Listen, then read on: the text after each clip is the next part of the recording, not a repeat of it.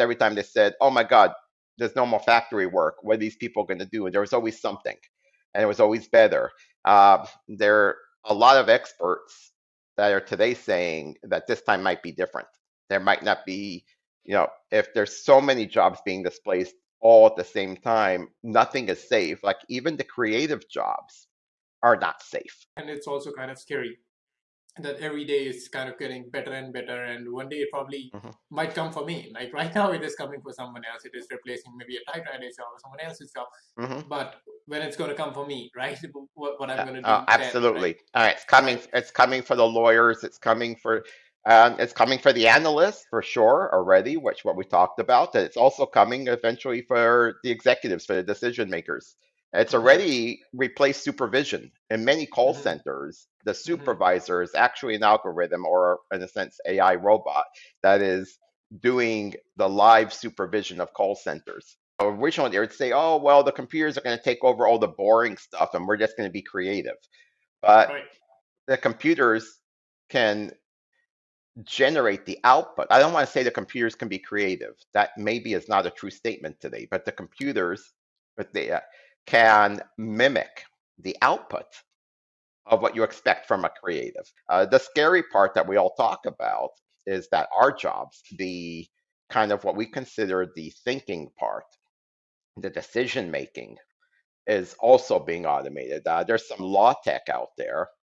So today in law firms, not only is the data entry and the file clerking and all that, but the research is getting automated. There's some great AI law tech that is doing the research better than any human can. It can scour through much quicker and much more volume to find every possible precedent case law and so forth. It can find any prior trial, it can find everything much faster than a human can.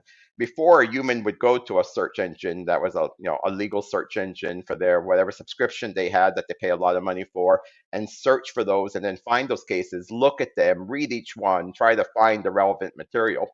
Today, the computers do that. Hey everyone, this is Prashant and I'll be your host for the VC10X podcast. And today we have David Mandel with us. David is the founder and managing partner at Emerging Ventures. Previously, David has built, operated, and exited 4 of his successful businesses in insurance and finance space over a 28-year period. Through Emerging Ventures, he invests in emerging technologies like machine learning, NLP, and artificial intelligence. Till date, he has invested in over 500 startups as an angel and as a fund manager. In this episode, we'll talk about David's story and how he started investing. Will AI replace all our jobs? Or will we have new jobs emerge for humans to do? We also learn about how David chooses the company he wants to invest in, and investing in founders that can do more with less. We also get his perspective on the current slowdown and a lot more. So without wasting any time, let's dive straight in. Oh wait, if you haven't subscribed to VC10X yet, please do, and give us a 5-star rating if you find value in this episode. Now, let's start. Hey David, so good to have you on the VC10X podcast. How are you doing? I'm doing well, thank you. Yeah, it's my pleasure hosting you. So to start things off, can we have your story and how you started investing? Right. So I'm David Mandel. I'm currently managing partner at Emerging Ventures Capital, and um, you know, long story short, you know, and back from in the late 80s and early 90s in university, I was in applied math and computer science, wanted to work in AI, and it just wasn't the right time. Dropped out of the doctorate program, got my master's, but never stayed for the doctorate, and went into business and spent the next 25 to 28 years building 4 separate companies in insurance and finance, most of them underwriting type businesses, risk bearing entities in finance and insurance. And fast forward and around 2011, 2012, so many years later, I started to see, as an insurance executive and a finance executive, vendors coming to us with what seemed like some true artificial intelligence kind of applications, different kind of vendors than the traditional, say, Experian of the world and so forth. Um, I was really intrigued. I started to get very intrigued by what was now possible. It's like, wow, what I wanted to be doing 25 years earlier now seems to be finally possible. And that got me very excited to go back to my roots of technology and explore what's out there. And I started angel investing. I started attending conferences about AI and natural language processing, machine learning, started talking a lot with these what you would now call insurtech and fintech startups, and doing some pilot programs with them with our insurance businesses and finance businesses, and just got all in on that. Within a few years, I became a very active angel investor in that space.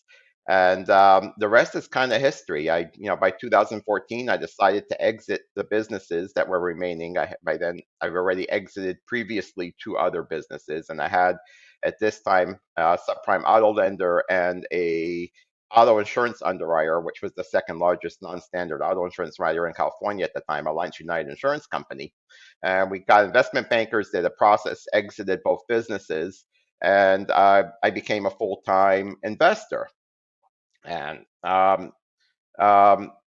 deliberately, so I deliberately exited my operating businesses, so I could become a full-time investor in technology, because I just thought that technology was at an interesting inflection point, at the intersection of the new emerging technologies between artificial intelligence and 5G that was on its way, and just the improvements in GPUs and processing power, and then blockchain that was emerging, and everything else seemed like, wow, this is an amazing time again. We're at one of those points in time where this intersection of new technologies are enabling tech startups to combine them so easily and create disruption in almost every vertical of every industry that there is, and solve real world problems or improve processes for just about every business out there in one way or another, often in ways I could not even imagine, solving problems that we don't know exist.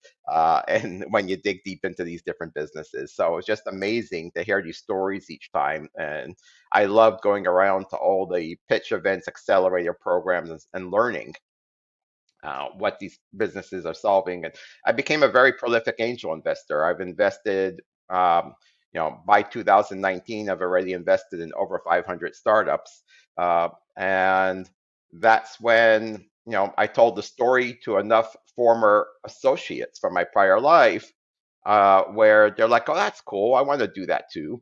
And that's where I said, okay, I need to make a fund so others can co-invest with me. I also wanted that structure, and I wanted to write some bigger checks.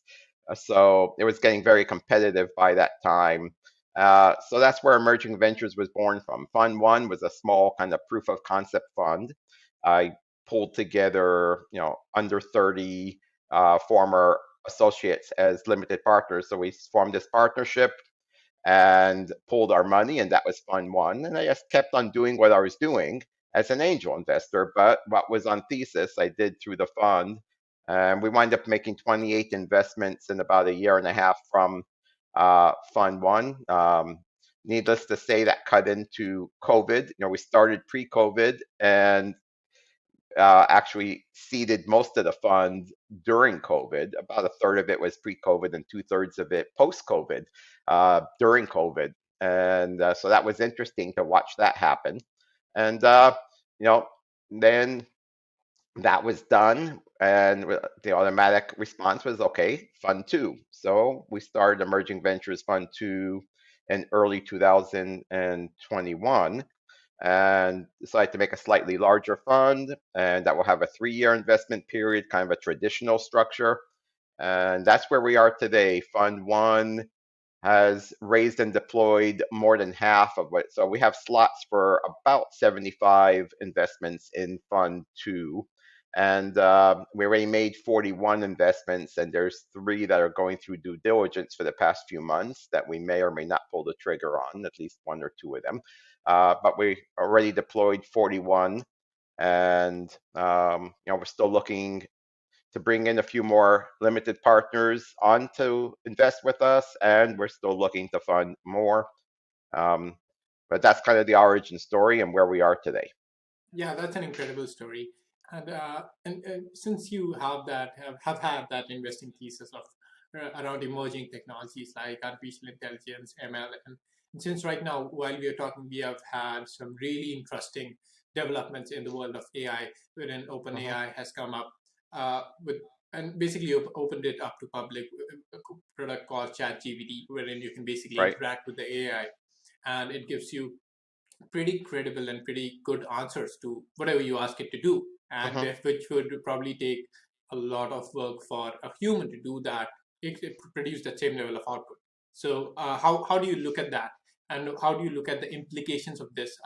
What does the future of AI look like in the short term, and in the long term? Do we see that it is going to replace a lot of jobs? Because right Hmm. now it seems like a really credible scare to a lot of jobs already just with that one product release, and this is just the beginning of it, right?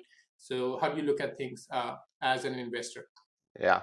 So I don't have a crystal ball any more than anyone else, but it does seem like each generation is just incrementally better and incrementally, slowly improving the work efficiency so that the humans are doing less and less and the machines are doing more and more. And it's kind of a gradual, slippery slope. It's not a switch that's flipped all at once where it goes from human to machine. It just slowly more and more is being assisted by machines, and machines are more intuitive and takes less effort from the humans. For example, our fund one has a startup called Gapify, which is uh, process robots for accounting departments, for CFO units.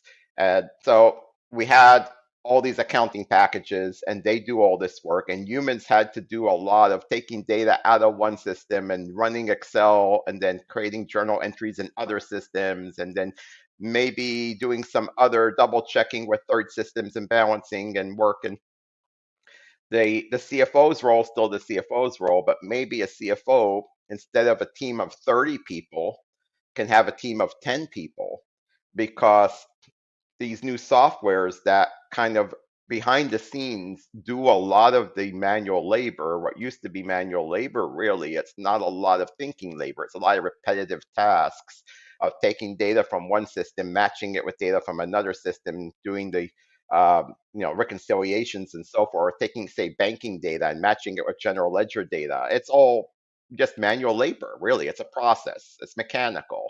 Uh, and looking for discrepancies and trying to follow up on discrepancies, all that. Slowly, the machines are doing more. They're not just reporting exceptions to humans, but now they're actually figuring out what the exceptions were the way a human would. Maybe even sending emails internally to other departments to follow up and say, hey, what was this expense? Can you look at the same thing a human would have done? The computers are doing it. And it seems so obvious and natural that no one thinks about it, that, oh my God, the machines are taking over. But in fact, as the software gets smarter, the humans become more efficient. And as a result, you eventually can do a lot more with less humans. Uh, and, it's really just a Right. slow, gradual process and a slippery slope where, it'll be normal. Just like we no longer have armies of typists. I come from the insurance business. When I started, insurance companies literally still had rooms full of humans typing up policies.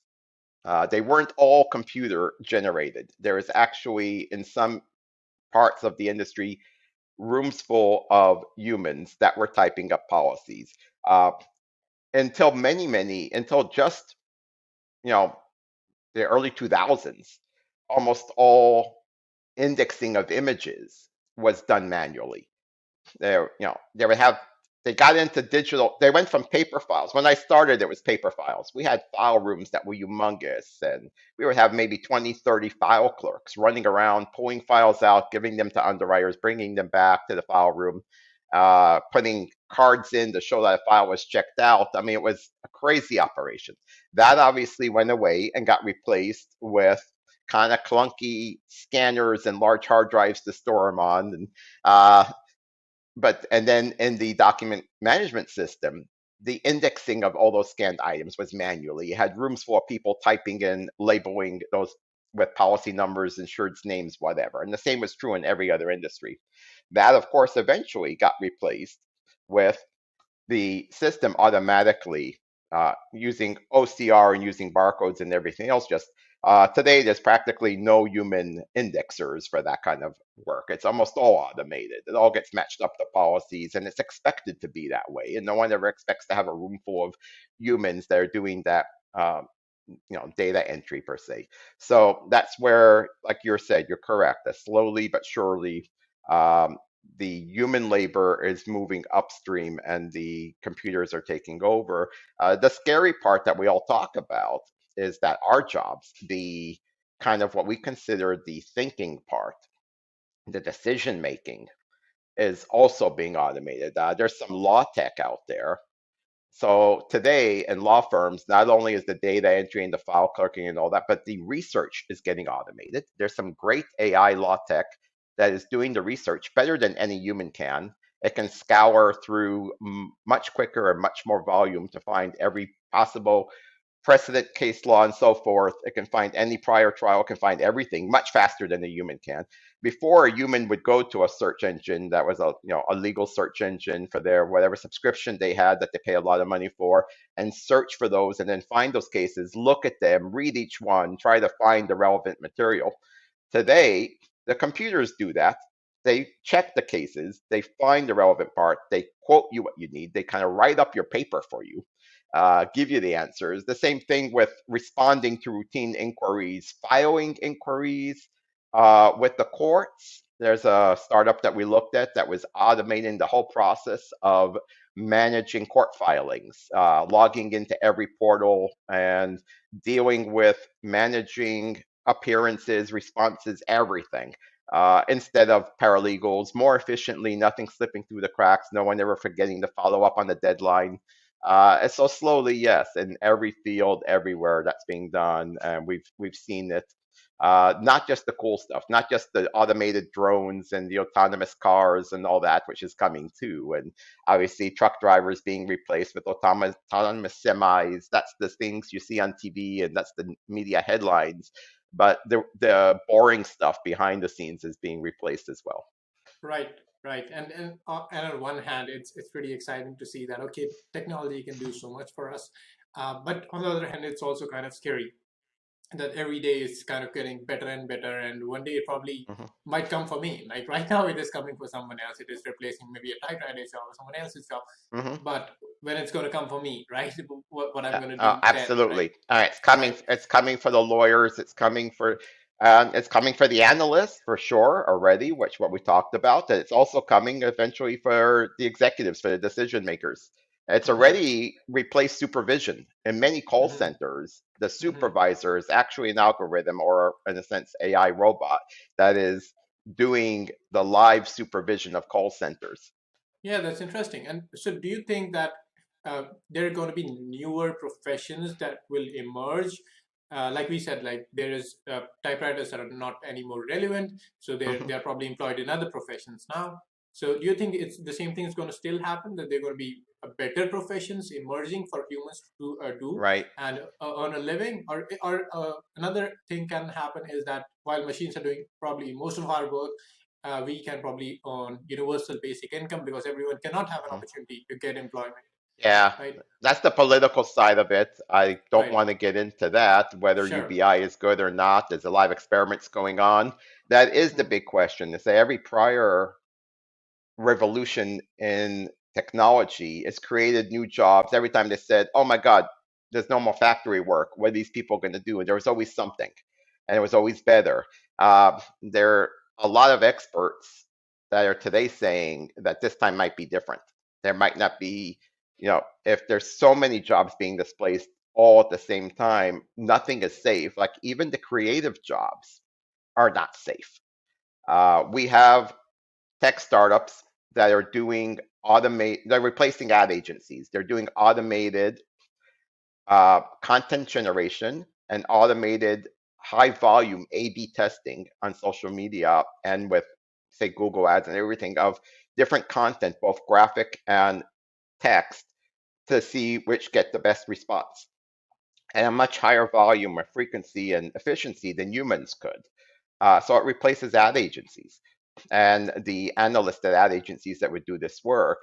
And then and it's replacing we have, for example, a startup called GoCharlie.ai that is a generative AI. It creates content. It creates ads. You say, okay, make me an ad for this can of soda, and it will come up with some options just by looking at the image, and it will give you content. It'll give you proposed captions and so forth. And they're doing pretty well. They're relatively new, but they're doing pretty well.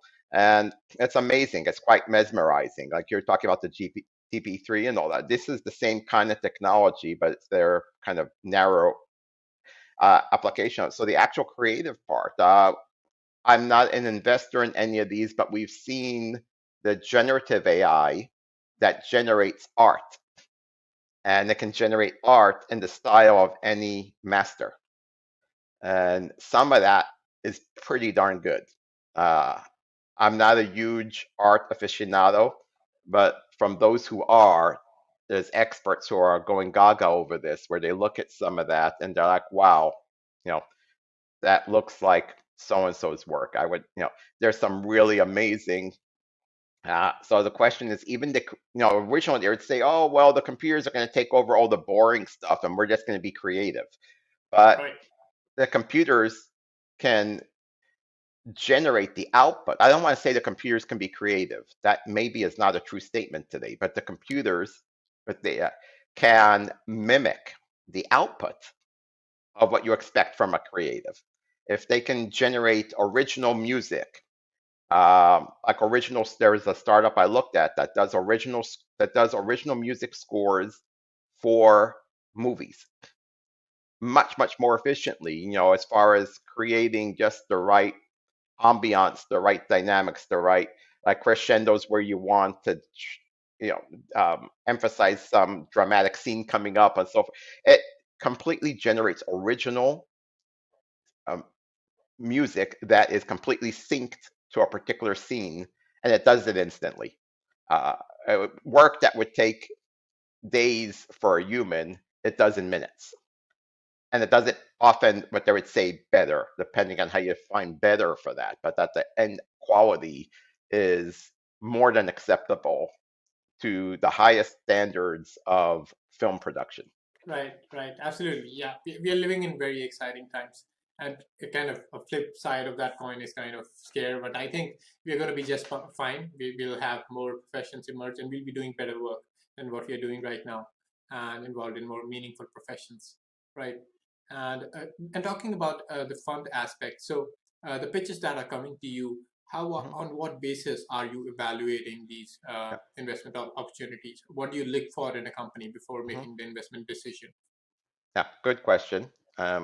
So we look at usually a minimum of 300 pitch decks in a month, and it's a combination of a lot of direct inbounds. I'm an investor in many startups, and I've looked at many others. So every startup founder has friends that are startup founders, and so I get a lot of direct inbound. And then besides that, other VCs are always sharing deals, and they want co-investors or stuff that's too early for them. They send to me, so that I can send it back to them a year later. There's a lot of that kind of synergy going on. And then most of our deal flow, at least the higher quality deal flow, is from the accelerator programs.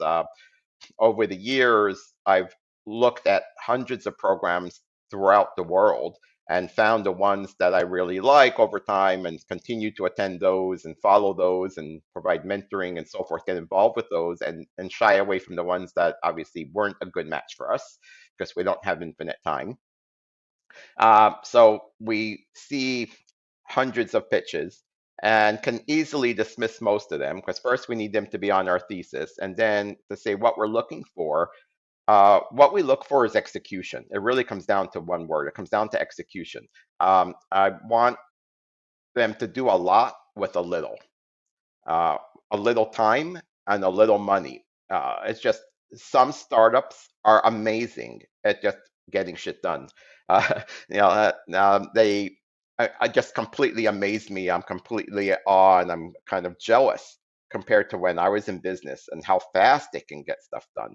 That they can form a company from an idea, and 6 months later they can have a product. They can have an MVP. They can have some Fortune 100 pilot programs going on, and you know, traction. It's like, how did you build this and ship it and get people to pay for it all in such a short time? And 6 months is really, really fast, and that's at the lower end. Usually, it's a year and a half to 2 years, but they just do it before even often raising any money because you don't need a lot of money to get started. They just go, you get some often free cloud computing because they're all have programs for startups where they subsidize the early years to get startups hooked on their system, whether it's Google or Amazon or and IBM and so forth. They're all giving away resources, so you have almost unlimited free resources initially, and they just go and they set up a startup and spin it up, and they build and they start just iterating. They show it to early customers, they find contacts, and they do it, and that's amazing. That's what I look for. So I'm looking for startups that are solving real world problems using emerging technology. That's our thesis. But then what we look for within that, my underwriting is 100% about execution. I'm looking for those who can execute, which is why I can't invest pre-launch. I can't invest in ideas. I don't know how to look at a founder and their idea and know who's going to succeed and who won't. So I would be horrible at running like an incubator kind of program because I just can't tell them apart. And what I've learned over the years is the ones who succeed are often the ones who would have been the least likely to succeed. It's like I go back, I look at these, and I say, okay, if I would have looked at them a year ago, would I invested in them? And often the answer is no way. They didn't seem very likely. They didn't seem like the most articulate and the most together. They're often the oddballs, the ones that are least likely to succeed both on where they are physically, geographically, how they present themselves, and they often just somehow get it done. The ones who did get it done are amazing. I can give you an example in the drone space, which is a difficult space because it's hardware and software. It's taking AI and adding to it all the hardware mechanics, which is a lot more difficult than just software. There is an AI, there's a robotics, there's a long a delivery, autonomous delivery to hard to reach places using drones. There's a startup in our fund one. When I first met them, I was introduced, by the way, to them by another startup in portfolio founder of mine, and this was a friend of his in a similar space but not competitive. So first of all, it was introduction by someone I trust. But when I met them, they weren't very articulate. It was in the early days of Zoom, and it's hard to. He wasn't making great eye contact on the Zoom. Wasn't Had a strong accent. Wasn't very articulate. I could barely understand him, and yet, so I would have dismissed him a year earlier. But yet, they assembled a team. They built an MVP, and that's all okay. It's like, okay, you built an MVP, but how are you going to get anyone to pay for it? Well, what sold me is he had two multi-million-dollar contracts. He had, and with the top, and not just pilot programs, but actual contracts. And one was with Big Oil, one of the three big oil companies, to deliver parts to their oil rigs out of the ocean. The other was with the U.S. Navy uh, to deliver, obviously, to aircraft carriers and so forth, which is a paradigm shift. Instead of taking a helicopter, it costs $4,000 back then, probably more now, to do a round trip flight in a helicopter. It doesn't matter if you just want to deliver a $5 part. If you need that screw to fix something, and the only way to get there was a helicopter, and that would be a $4,000 round trip. They were doing it for $200 as a service with their autonomous drones. And what got me excited on that one, and here's what I tell you what I look for, is they did a lot with the littles. The perfect example of it. They've spent, before I invested in them, so we came in for the seed round at their pre-seed, they've raised a total before us of about $2 million. And they got to where they are, meaning building a working prototype and then winning a contract from the Navy. They did that with basically $2 million total spend to date, over about a 3-year period, I believe, before we came in. 2.5, 3 years that they were working on this in some garage in Austin, Texas. Uh, at the same time, a very well-funded Silicon Valley startup has just finished raising a Series B, a $30 million Series B at a $200 million valuation. They beat out that company for this Navy contract. That was their main competition for the Navy contract. This, so it's a David and Goliath kind of story. And, I always bet on the David, so the hungry, less funded, but yet,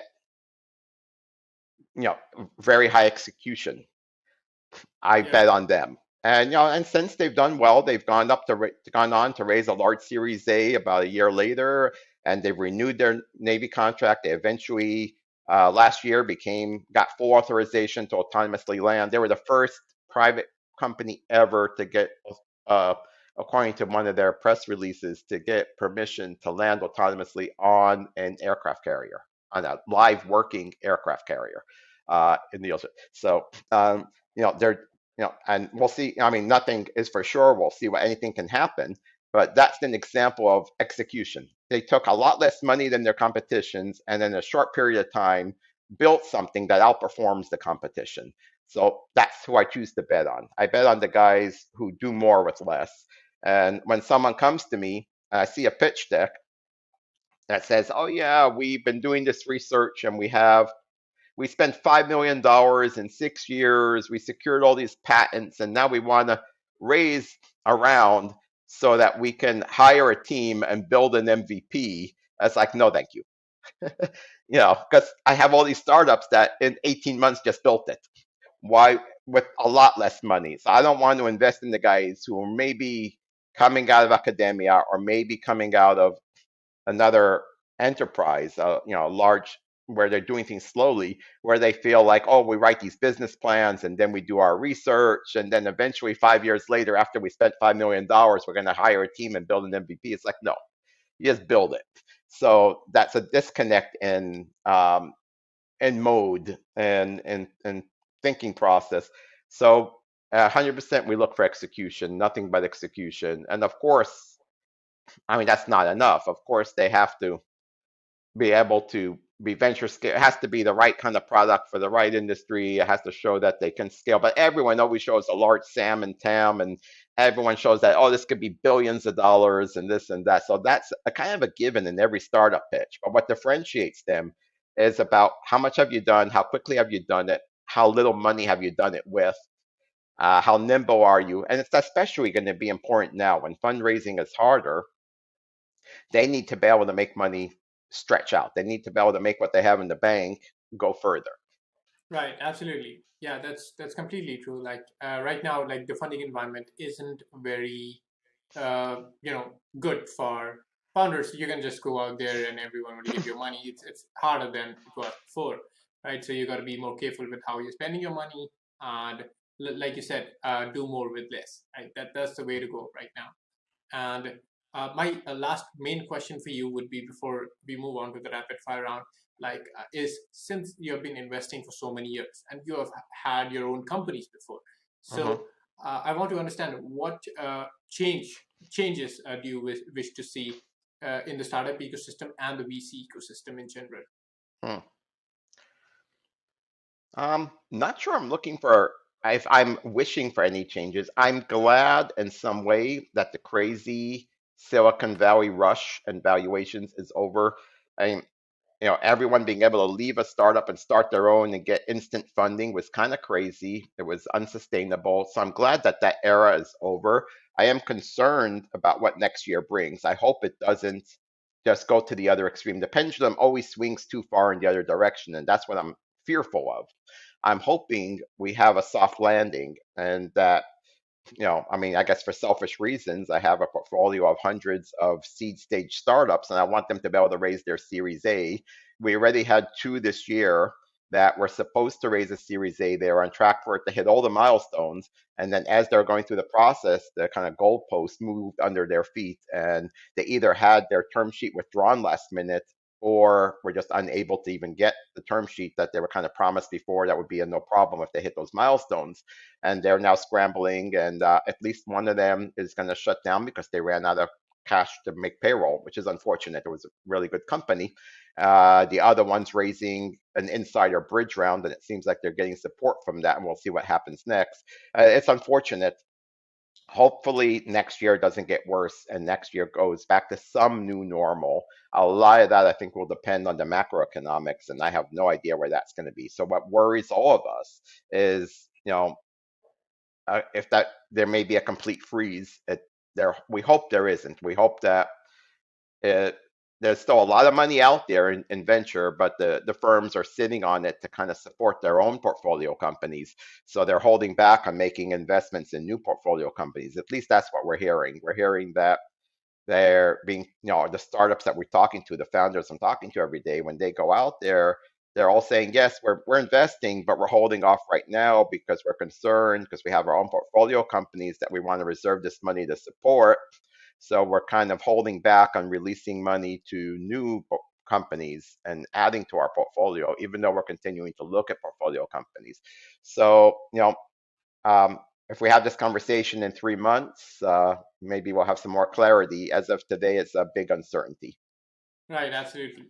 We are in very uncertain times right now, and like the fundraising environment isn't that great right now. But this is the test of the tough. Like who's the tough will survive this time and get through it. And like always, there is light on the other side, hopefully, right? And now moving on to the closing round, wherein I'll ask you 5 quick questions about the fund, and you have to give 5 quick answers. Sounds good. Yep. All right. So the first one is, what are the sectors and regions you invest in? Okay. We invest in US, Canada, and Israel-based emerging tech startups, which we defined as mostly startups using the convergence of emerging technologies to solve real-world problems. Got it. And what's the typical stage you invest in? Pre-seed and seed, but pre-seed is not pre-launch. You need to have a real product and some early traction to show that there's demand for the product and that you know how to sell it. Got it. And what's the typical check size you put in? From our current fund, we're writing checks from 100,000 to 250,000. Our typical check's been around 150,000. And where can founders pitch you? Emerging.vc is our website, and there's a contact us form, and you can fill that out and attach a pitch deck to it. I'm also on LinkedIn, and my own blog, davidmandel.blog, or also just mandel.blog. I have both domains. You can find me there with links to everything else. Awesome. And last one is, where can our listeners follow you? LinkedIn or Twitter, I'm at Mandel Angel. Is the 2 best places. Awesome. I'll make sure to put all those links in the show notes below. Thank you so much for coming on, David. It was a pleasure hosting you, and happy investing. Thanks for having me. Have a good day. Pleasure. Same to you.